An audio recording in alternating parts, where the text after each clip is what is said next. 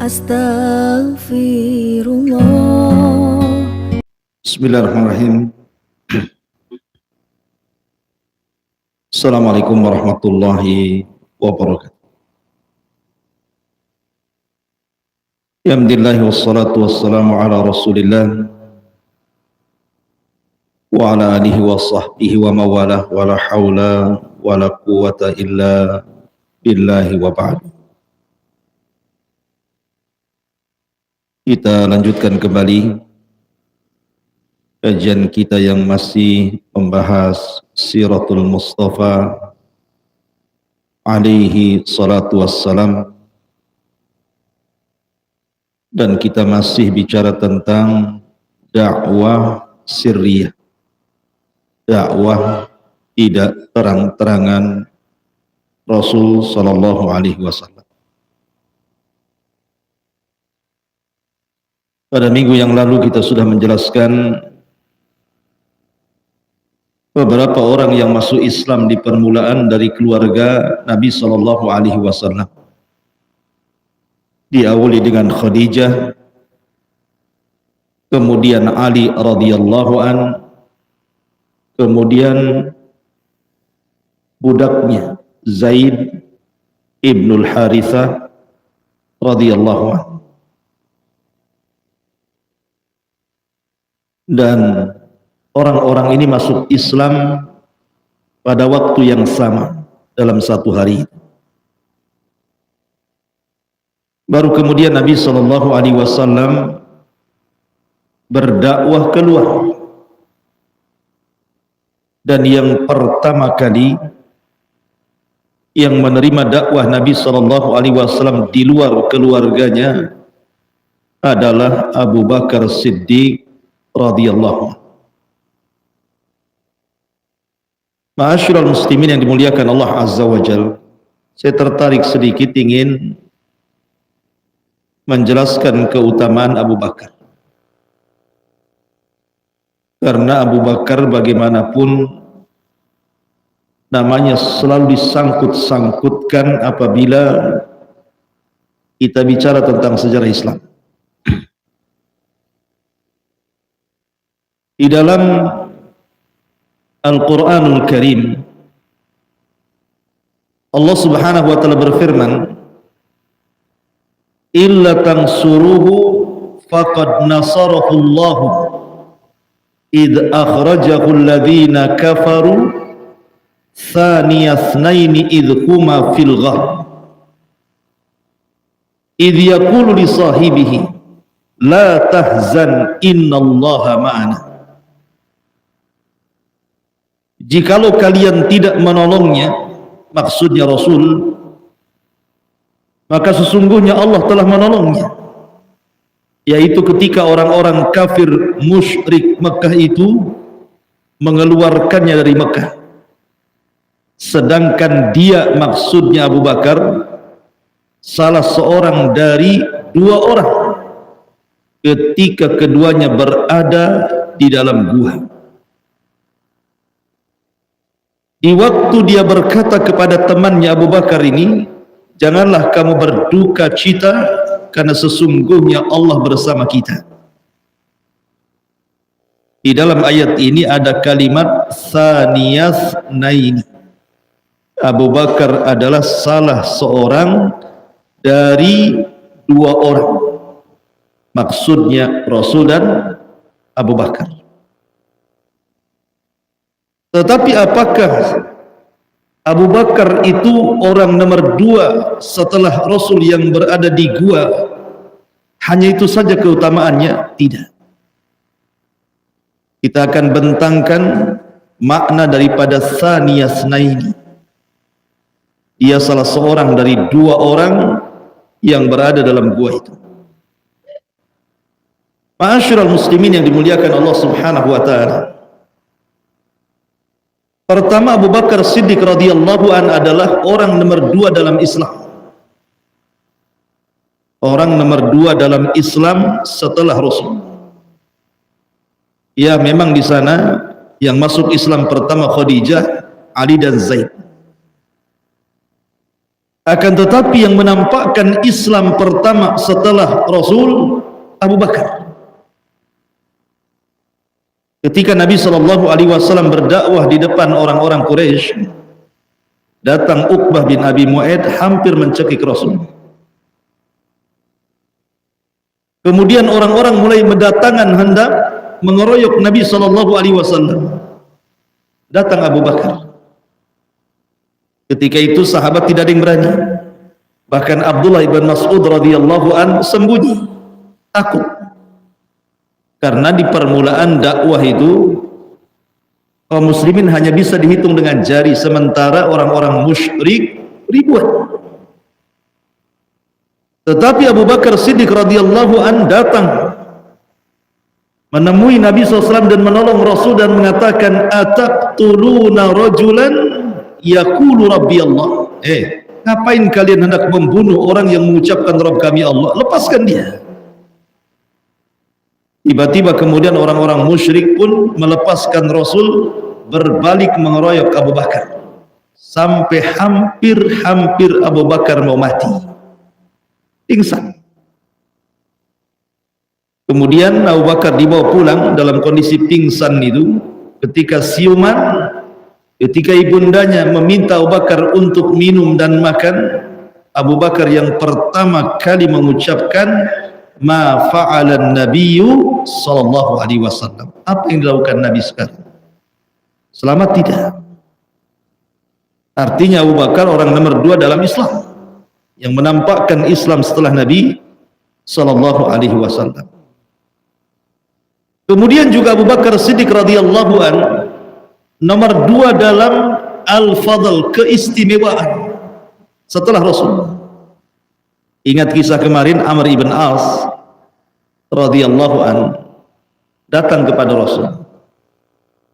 Amr bin As ini bertanya kepada Rasul dengan harapan jawaban Rasul. Ketika ditanya siapa manusia yang paling kau cintai, itu dirinya. Itu harapan jawaban Nabi. Maka Amr bin As bertanya, ya Rasulullah, man ahabbun nas ilaika, siapa yang paling dicintai dari kalangan manusia kepadamu? Maunya Amr, Rasul mengatakan engkau. Tiba-tiba Rasul mengatakan Aisyah yang paling kucintai. Kemudian Amr menyusul lagi pertanyaannya, wa minar rijal, itu kan dari perempuan Rasul, dari laki-laki siapa? Tujuannya supaya Rasul mengatakan kamu. Tiba-tiba Rasul mengatakan Abu Bakar. Kemudian siapa lagi? Umar. Kemudian siapa lagi? Utsman. Kemudian siapa lagi? Disebutkan terus. Kata Amr bin As, saya nomor berapa Rasul? Katanya. Kamu nomor 21 katanya. Tetapi dari sini Nabi SAW menyebutkan apa? Ketika Amr bin As radhiyallahu an mengatakan wa minar rijal, siapa dari kalangan laki-laki, pertama disebut kalimat Abu Bakar. Abu Bakar baru Umar. Artinya secara keistimewaan Abu Bakar menjangkau seluruh para sahabat. Kemudian juga Abu Bakar Siddiq radhiyallahu an nomor 2 setelah Nabi sallallahu alaihi wasallam fil istisyar. Istisyar itu artinya Rasul kalau ada masalah maka pertama kali mengajak diskusi sebelum dengan sahabat yang lain, Abu Bakar yang dipanggil. Itu istisyar artinya. Suatu ketika Hafsah suaminya mati syahid kemudian menjanda, maka Umar ibn Khattab radhiyallahu anhu sebagai ayahnya ingin mencarikan jodoh Hafsah. Datang dia kepada Utsman. Utsman, maukah kau menikah dengan putriku Hafsah? Tapi Utsman tidak ada keinginan untuk menikahi Hafsah. Kemudian Umar datang kepada Abu Bakar. Wahai Abu Bakar, maukah kau menikah dengan putriku Hafsah? Utsman masih mendingan jawab. Abu Bakar tak jawab sama sekali. Gondoklah Umar ini. Akhirnya kemudian setelah belakangan rupanya datang Nabi SAW meminang Hafsah. Barulah Abu Bakar buka suara, sini Umar, waktu engkau tawarkan putrimu Hafsah kepada aku tidak mau bicara. Kenapa? Karena Nabi SAW pernah menyebut-nyebut putrimu. Artinya bahwa Nabi SAW bermusyawarah dengan Abu Bakar sampai menyebut Hafsah. Jadi Nabi SAW itu sebelum yang lainnya pasti bicara dengan Abu Bakar dulu, karena dia orang nomor 2 setelah Nabi SAW dalam bermusyawarah. Kemudian juga Abu Bakar Siddiq radhiyallahu anhu juga nomor 2 dalam jihad, nomor 2 dalam jihad. Dalam perang Uhud kaum muslimin kan kalah, lain dengan perang Badar menang. Dalam perang Uhud kalah kaum muslimin. Ketika kemudian ada isu Nabi SAW terbunuh oleh Ibnu Qami'ah. Ibnu Qami'ah ini salah orang, disangkanya Nabi padahal bukan Nabi. Karena ada seorang sahabat itu mukanya persis dengan Nabi, badannya, perawakannya ada yang persis dengan Nabi, namanya Mus'ab ibn Umair. Itu persis mukanya dengan Nabi, mirip-mirip dengan Nabi kalau dalam peperangan itu. Ibnu Qami'ah ini berhasil membunuh Mus'ab ibn Umair dalam perang Uhud. Disangkanya Nabi, berteriaklah dia, qataltu Muhammadan, qataltu Muhammadan, aku sudah bunuh si Muhammad, aku sudah bunuh si Muhammad. Tersebarlah berita wafatnya Rasul di perang Uhud. Ketika tersebar berita meninggalnya Rasul, perang terhenti, berhenti perang. Kenapa? Karena memang tujuan orang-orang musyrik membunuh Nabi. Kalau sudah Nabi terbunuh, selesai lah kan begitu. Itu tujuan mereka, berhenti perang. Karena malam-malam ikhwatul fiddin muliakan Allah azza wa jalla, perang ini Abi Sufyan bintu Harb, Abi Sufyan ibn Harb pemimpin perang Uhud ini berteriak, afikum Muhammad, afikum Muhammad, ada orang namanya Muhammad di situ. Nabi SAW disemak-semak ngomong kepada para sahabatnya, la tujib, jangan jawab, jangan jawab. Terus 3 kali Abu Sufyan mengatakan afikum Muhammad, kata Rasul jangan jawab. Karena malam gelap, nggak tahu ada orang. Setelah Abu Sufyan kemudian tidak mendapatkan jawaban, kemudian Abu Sufyan mengatakan afikum Abu Bakrin, apakah ada Abu Bakar? Kata Rasul jangan jawab. Afikum Abu Bakar, kata Rasul jangan jawab. Sampai 3 kali. Kemudian setelah tidak ada jawaban, Abu Sufyan mengatakan afikum Umar, afikum Umar, kata Rasul jangan jawab. Umar tidak bisa, sebut namanya tidak bisa dia. Bangkit dia Umar. Umar radhiyallahu mengatakan, saya Umar, semoga Allah membuat kesedihan dalam hatimu. Di sini Rasul, di sini Abu Bakar, akulah Umar. Maka Abu Sufyan mengatakan, anda Umar? Apakah di sana ada Muhammad? Ya. Apakah di sana ada Abu Bakar? Ya, kata Umar. Maka Abu Sufyan mengatakan, sadaqta ya Umar wa kadzaba Ibnu Qami'ah. Engkau benar wahai Umar, Ibnu Qami'ah yang sudah berdusta, yang mengatakan dia sudah membunuh Muhammad. Lihat, Abi Sufyan menyebut 3 orang ini karena tujuan perang Uhud itu membunuh 3 orang ini, Rasul, Abu Bakar, Umar. Abu Bakar disebut kedua kali setelah Rasul, baru kemudian Umar. Jadi memang Abu Bakar orang nomor 2 dalam jihad setelah Nabi SAW. Kemudian Abu Bakar orang nomor 2 dalam ilmu wal fahm, pengetahuan dan pemahaman yang cerdas.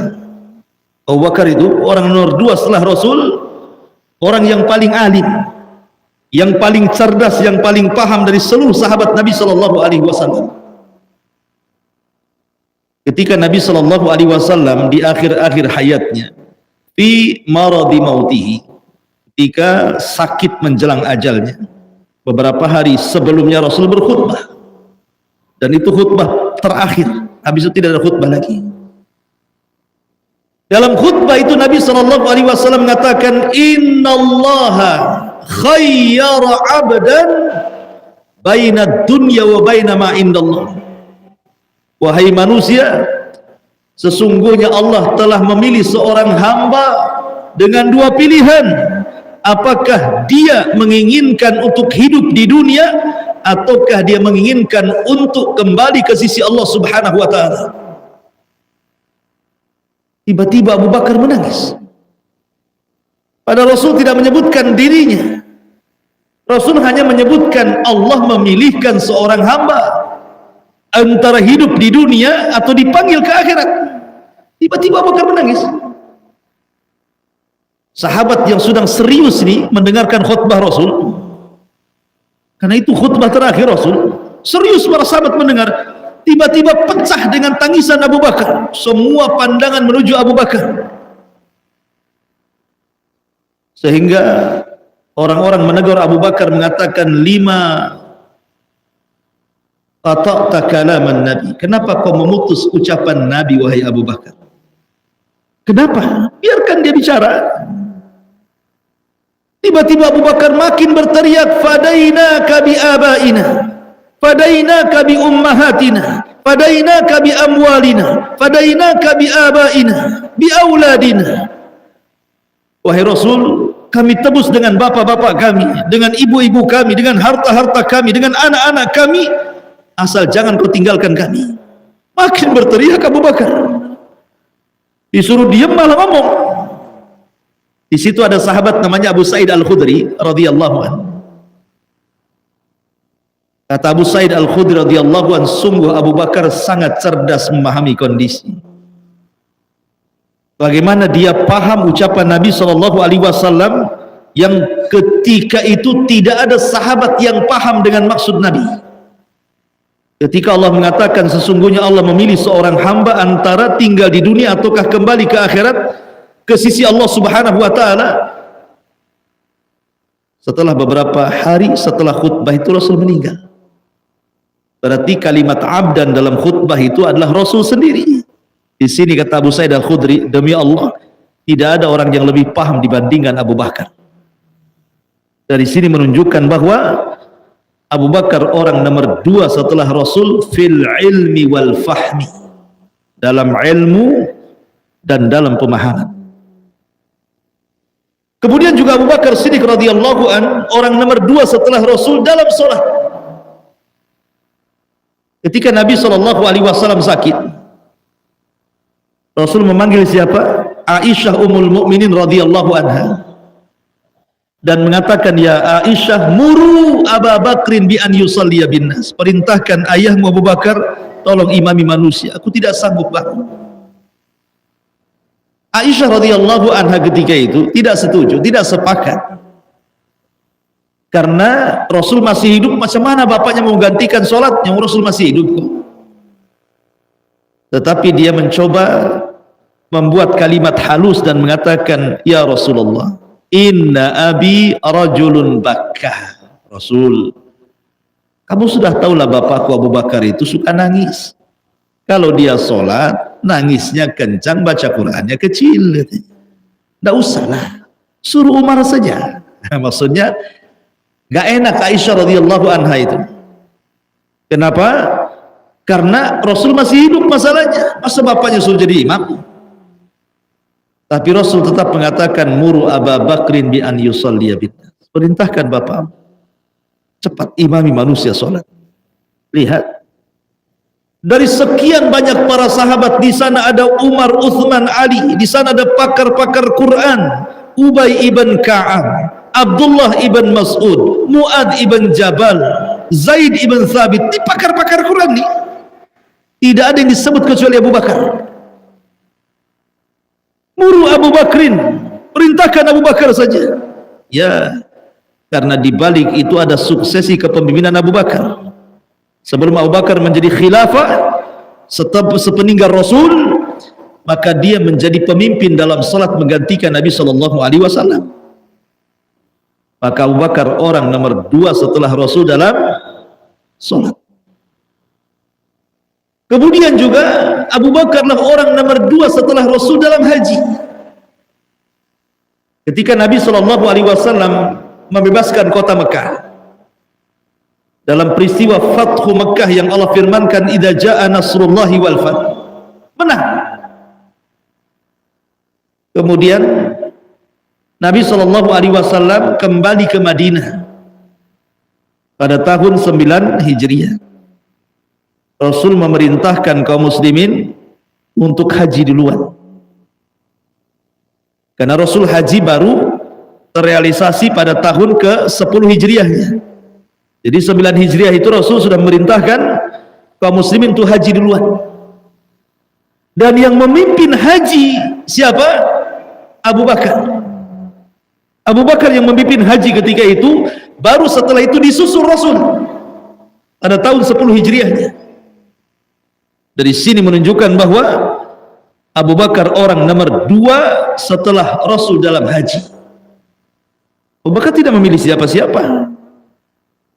Abu Bakar, Rasul memilih Abu Bakar Siddiq radhiyallahu anhu. Termasuk Abu Bakar Siddiq radhiyallahu anhu orang nomor 2 setelah Rasul fil hijrah, di dalam hijrah. Setiap ada sahabat datang, Rasul saya ingin hijrah, hijrahlah kau ke Madinah. Setiap datang Rasul saya izin hijrah, hijrah kamu. Hijrah. Ketika Abu Bakar, Rasul saya ingin hijrah, jangan. Ditolak sama Nabi. Yang lain kalau hendak hijrah diizinkan sama Rasul, cepat kalian hijrah ke Madinah. Giliran Abu Bakar enggak dikasih. Sampai pada suatu siang, di mana orang Arab tidak pernah keluar siang-siang, karena di sana kan panas terik matahari luar biasa di padang pasir, menyengat. Biasanya siang-siang di rumah orang-orang Arab itu. Tiba-tiba Rasul keluar ke rumah Abu Bakar Siddiq radhiyallahu anhu. Di sana ada Asma dan Aisyah radhiyallahu anhuma ketika itu masih kecil. Kemudian Rasul mengatakan, ya Abu Bakar, bisakah kau singkirkan 2 putrimu itu? Maksudnya saya ingin bicara 4 mata. Kata Abu Bakar, Rasul, mereka berdua hanya anak kecil. Mereka berdua juga sudah masuk Islam. Gak apa-apalah mereka dengar. Kemudian Rasul mengatakan, ya Abu Bakrin, inna Allah qad adzina li bil hijrati. Wahai Abu Bakar, Allah sudah izinkan aku untuk hijrah. Ketika mendengar hal itu, Abu Bakar langsung menyaut, as-suhbatu ya Rasulullah. Rasul, aku ikut bersamamu Rasul. Aku ikut bersamamu Rasul. Kata Nabi SAW, as-suhbatu ya Abu Bakar, ya, engkau akan menjadi temanku dalam hijrah. Tiba-tiba Abu Bakar menangis. Kata Aisyah radhiyallahu anha, aku tidak pernah orang melihat menggabungkan tangisan dan kebahagiaan kecuali saat itu aku melihat Abu Bakar menangis karena saking bahagianya. Diajak hijrah Nabi. Maka dia orang nomor 2 dalam hijrah. Dan dia orang yang mendanai hijrah Nabi itu sendiri. Dan dalam perjalanan Abu Bakar Siddiq radhiyallahu anhu juga orang nomor 2 ketika bersembunyi di Gua Hira. Karena ketika hijrah itu tidak langsung berangkat ke Madinah. Rasul masih tetap tinggal 3 hari di Mekah untuk mengelabui orang-orang musyrik. Sembunyi di sebuah gua yang disebut dengan Gua Thur. Gua Thur. Gua Thur ini masih di Mekah, bukan Madinah. 3 hari di Gua Thur itu Rasul. Yang Allah Subhanahu wa taala firmankan di sini, idhuma fil ghari idh yaqulu li sahibihi la tahzan innallaha ma'ana. Ketika 2 orang itu berada dalam gua dan Rasul menenangkan Abu Bakar dan mengatakan, jangan sedih, Allah bersama kita. Karena ketika itu pasukan orang musyrik ada di atas gua. Kata Abu Bakar, kalau lonjorkan kaki ke depan pasti mereka akan melihat. Karena ghar itu lain dengan Al-Kahfi. Ada suratul Kahfi. Kalau Kahfi itu guanya lah dalam, panjang. Kalau ghar itu Gua kecil saja, lubang gitu saja, disebut ghar. Jadi Abu Bakar orang nomor 2 dalam gua itu, dan dia juga orang nomor 2 dalam jihad. Bahkan Abu Bakar Siddiq radhiyallahu an adalah orang yang sangat paham kondisi kaum muslimin setelah Rasulullah SAW. Ketika Nabi SAW meninggal dunia, semua para sahabat tidak percaya. Gimana mau percaya orang yang dicintainya tiba-tiba berlalu begitu saja? Sampai-sampai sahabat tidak ada yang sanggup berdiri karena sedihnya mendengar kematian Rasulullah. Jika Aisyah radhiyallahu anha tidak sanggup bangun karena kepala Rasul ketika meninggal di paha Aisyah, sehingga Aisyah radhiyallahu anha kemudian berusaha bangkit ke arah pintu yang berdempetan dengan Masjid Nabawi. Kemudian Aisyah radhiyallahu mengatakan, mata Rasulullah, mata Rasulullah. Rasul sudah meninggal, Rasul sudah meninggal. Ketika sahabat mendengar Rasul sudah meninggal, semua sahabat langsung terdiam. Ada yang menangis, ada yang tidak bisa bangkit, ada tidak yakin. Umar langsung kemudian pergi mengambil pedangnya dan mengatakan, siapa yang mengatakan Muhammad sudah mati, ku penggal lehernya. Dia tidak mati, dia sedang pergi 40 hari dan akan kembali untuk mematahkan tangan dan kaki orang munafik. Ali tidak sanggup bangun, Utsman tidak sanggup bangun karena sedih, tidak yakin dan tidak percaya. Kecuali Abu Bakar. Abu Bakar bisa menghadapi kenyataan seperti itu, menenangkan kaum muslimin di saat kesedihan mereka. Dia coba mendatangi Umar dan mengatakan, uskut ya Umar, diam, diam, duduk kamu, ijlis. Tapi Umar tetap saja berteriak. Akhirnya ditinggalkan Umar, naik di atas mimbar. Kemudian manusia mulai memperhatikan Abu Bakar, apa yang akan dikatakan Abu Bakar. Tiba-tiba Abu Bakar mengatakan, ya ayyuhan nas, man kana minkum ya'budu Muhammadan fa inna Muhammadan qad mat, wa man kana minkum ya'budu Allah fa inna Allah hayyun la yamut. Manusia, kalau kalian masih menyembah Muhammad, Muhammad sudah mati. Tapi kalau kalian menyembah Allah Subhanahu wa taala, Allah zat yang maha hidup dan tidak pernah mati. Kemudian Abu Bakar membacakan ayat, wa ma Muhammadun illa rasulun qad khalat min qablihi rusul afa immata aw qutilan qalabtum ala a'qabikum wa man yanqalib ala akibaihi falan yadurrallaha syai'a wa sayazillahu syakirin. Muhammad itu sama dengan rasul-rasul sebelumnya. Apakah kalau dia mati kalian akan murtad? Apakah kalau dia mati kalian akan murtad? Siapa yang murtad ke belakang kalian tidak memudaratkan Allah sedikit pun, karena Allah hanya membalas orang-orang yang hanya bersyukur kepada Islam. Barulah manusia tersadar. Oh, lihat. Memang Abu Bakar luar biasa, kepiawaiannya, talentanya persis menguasai apa yang dikuasai Nabi SAW, bisa menenangkan manusia. Begitulah Abu Bakar orang nomor 2 dalam akhlak. Abu Bakar juga orang nomor 2 setelah Rasul dalam akhlak. Ketika Abu Bakar Siddiq radhiyallahu an di permulaan dakwah, disempitkan dakwahnya. Abu Bakar itu sudah lama ingin hijrah sebenarnya. Sampai suatu ketika dia hijrah, betul-betul dia ingin hijrah. Dia sediakan untanya, dia sediakan perbekalannya, kemudian dia pergi ke perbatasan, hampir keluar dari Mekah, dicegat sama Ibn Dighinah. Ibn Dighinah ini orang kafir tapi baik. Disangka Ibn Dighinah ini Abu Bakar bawa barang banyak di atas unta itu, mau niaga, mau dagang ke Syam.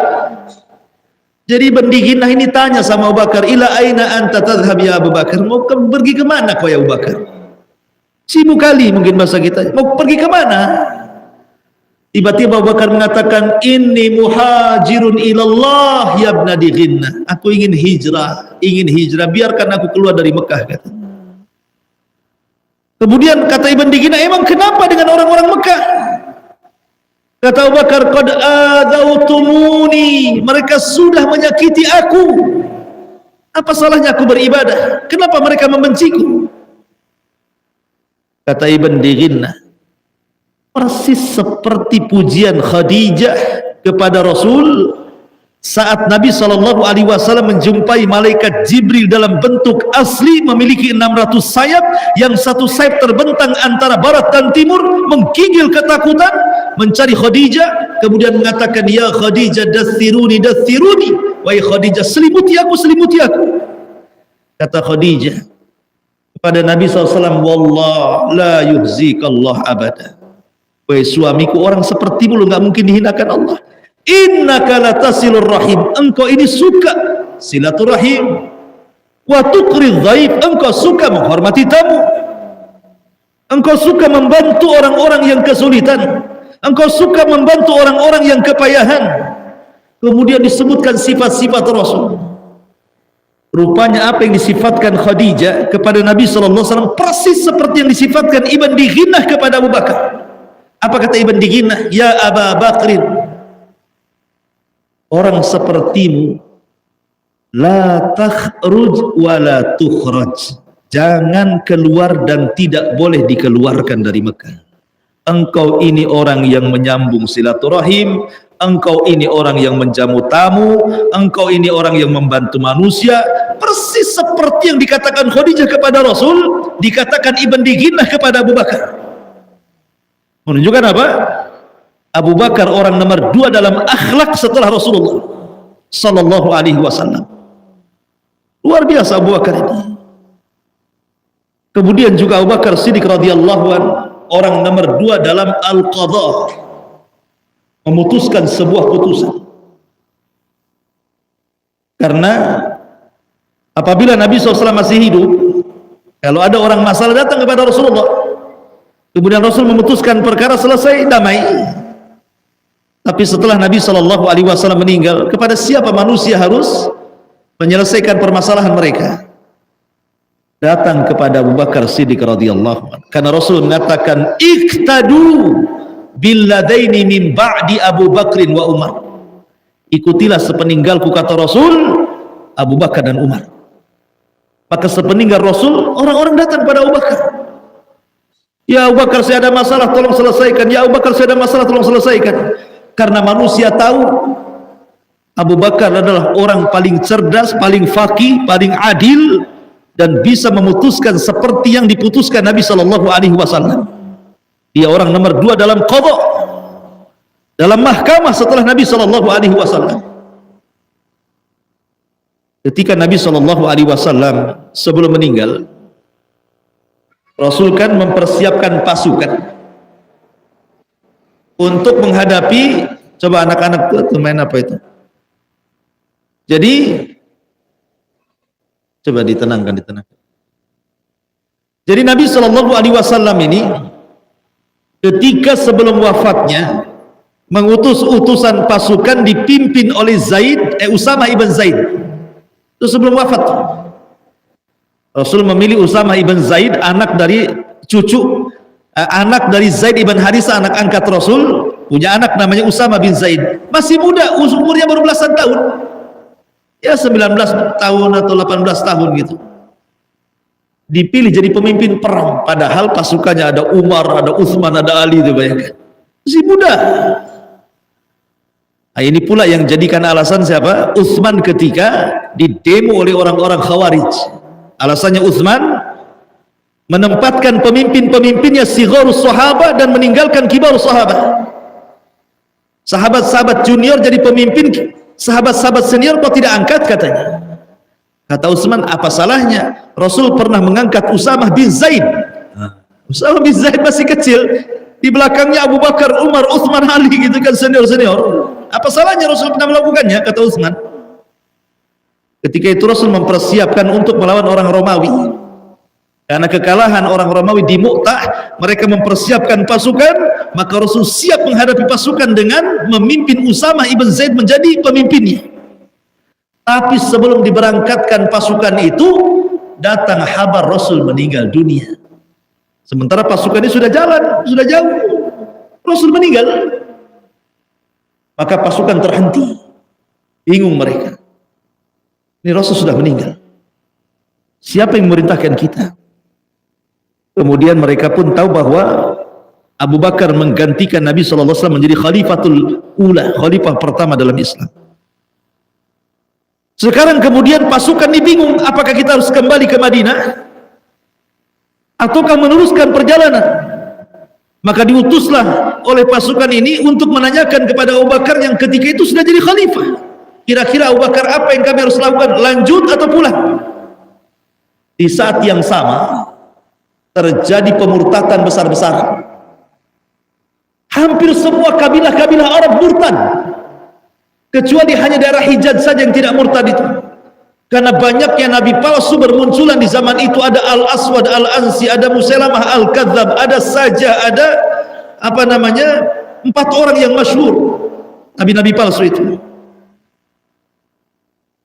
Ketika itu Abu Bakar Siddiq radhiyallahu anhu mengatakan, aku akan tetap memberangkatkan pasukan yang sudah diberangkatkan tadi. Padahal Umar meminta kepada Abu Bakar, tarik pasukan untuk menjaga Madinah, jangan sampai Madinah diserbu. Tapi Abu Bakar kekeh, tidak, aku tidak akan memberhentikan pasukan yang diberangkatkan Rasul. Berangkat kalian sebagaimana perintah Nabi SAW. Oh, itulah Abu Bakar.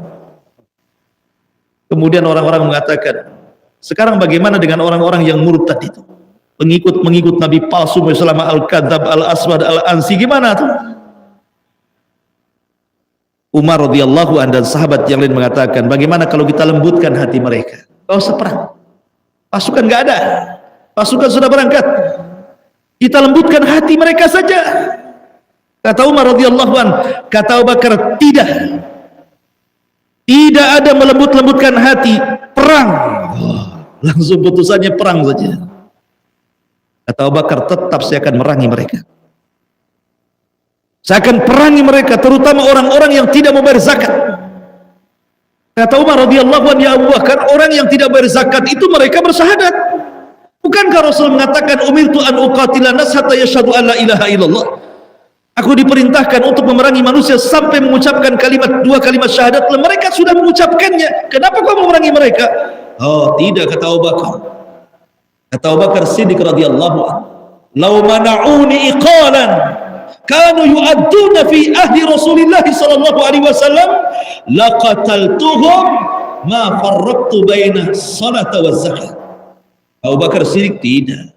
Kalau mereka berani tidak menyerahkan zakat walaupun sekecil anak unta kepadaku yang dulu mereka berikan kepada Rasul, demi Allah ku perangi mereka, karena aku tidak akan membedakan antara salat dan zakat.